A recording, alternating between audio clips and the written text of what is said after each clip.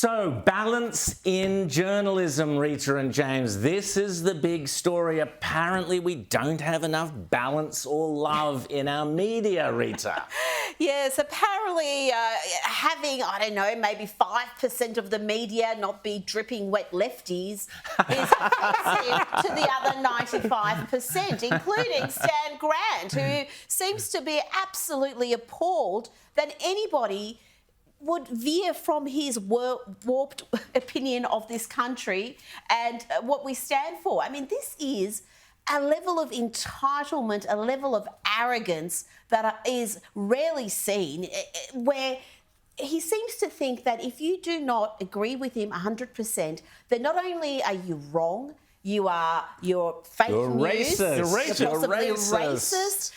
And in fact, he questions whether you should be given any sort of platform. And he thinks his opinion is now fact. So if you hear from his opinion, you're now pushing non-facts. Non-facts, James. And now you've got this phenomenal scenes here this week with the ABC, where the ABC has been called out for, not supporting Stan Grant. So apparently they're also part of the problem. But then what's going on now is that the ABC has turned around and said, oh no, it's everybody else who had the temerity to question Stan Grant's commentary around the coronation and around so much else. They're the real problem, not our own problems within our own house at the ABC. So it's all a huge mess, but it comes down to the fact that the ABC is, carving $1 billion+ out of all of our pocketbooks every single year. Yes. And they're trying to determine the course of debate in this country and basically saying that anybody who doesn't go along with their agenda, which is not just about The Voice, but it's about the Republic, it's about Australian history, and it's about everything else, is somehow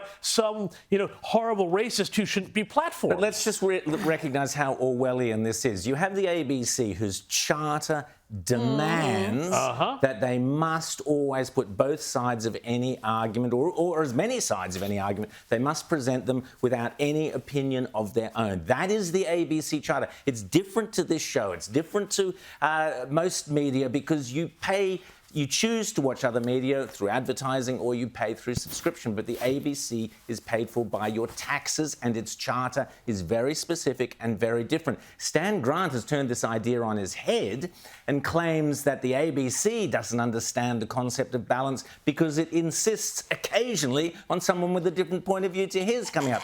Now, let's just have a quick look at what all this kerfuffle goes back to. And this is his comments during the coronation. Have a listen.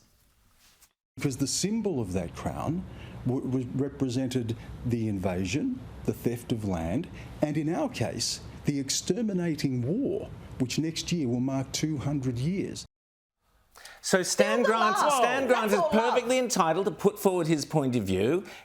I would argue it was the wrong place and time to do it, but anyway, he's entitled to put forward his point of view. But I would say that there is no evidence of extermination wars that he claims, so someone else can put forward a different point of view. He also claims that he's putting forward his point of view with love. That's irrelevant. He's either factually correct or he's factually incorrect. Unless he can put up the evidence of extermination wars, what he said is incorrect. And people must be allowed to challenge that point of view. No, they're not, Rowan. You have not been listening. Where's the love, Rowan? Where's the love? You have not been listening. Even if you've got a panel of 6 hard left activists masquerading as journalists, and you've put one person in there who counters that, according to Stan, is the ABC misunderstanding its requirement to be balanced. That is too much. That one individual who's brought along to be the token conservative to get kicked and to, mocked by the leftist audience, that's shouldn't too be allowed. much Shouldn't be allowed. Exactly.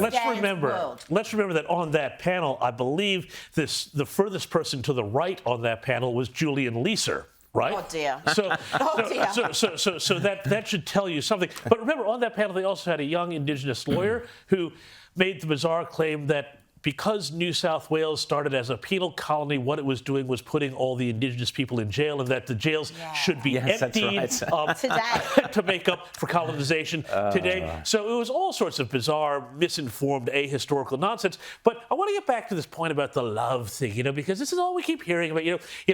We see this throughout all of the debates around this sort of thing. And it's this idea that if you're not with us, you're hateful. We're the love side. You see this Anthony Albanese saying, the Uluru True's statement is just a gracious invitation. Stan Grant saying we need more love here.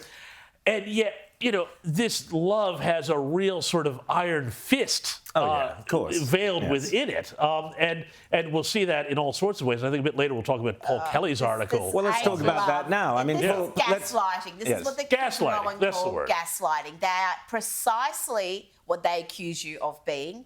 This isn't about love. It isn't about inclusion. It's about a singular view. And if you deviate from it even a little bit, you will be attacked mercilessly. Yeah. Now, all those people marching out there, taking a stand, I mean, either the ABC is a systematically racist organisation, as some seem to be claiming, or... Well, a lot of presenters who are minority groups actually say that the ABC is a horrendous workplace for them. You've had people like Osman Faruqi and all sorts of other folks who've all said, you know, that in fact, actually, it's a terrible place to work if you are a member of a minority group.